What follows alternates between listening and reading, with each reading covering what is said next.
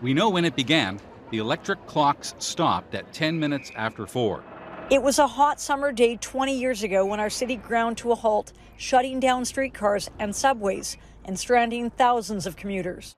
I was working at a restaurant on Blue Jays Way, and the power went out during my shift. Gas stations were lined up as drivers panicked, and supermarkets jammed with shoppers who were stockpiling essentials. This is what we need. Well, I actually always joke whenever I see news articles about the blackout. I'm like, guys, like, it's actually my birthday. Like, what is this blackout you're referring to? Tammy Clark was about to have her first child when suddenly the lights went out at the hospital in Peterborough. So the power went out and they lost all the monitors.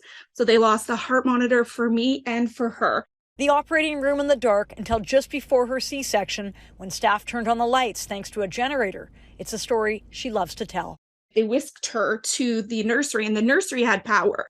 It was part of the emergency backup. So everyone's hanging out in there and they put me in this recovery room. And I remember it was this huge room and one little lamp in the far, far corner and no one came to see me. I was like, hello?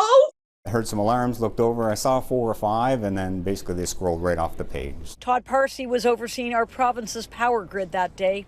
The person I was talking to on the phone was wondering what was going on. I just said, it looks like we had a bit of a disturbance here. A little bit of an understatement, of course. More than 50 million people in Ontario and the northeastern United States experienced the largest power outage in the history of North America. The backbone of the system was restored at midnight that night, roughly speaking, and the load was restored the following day.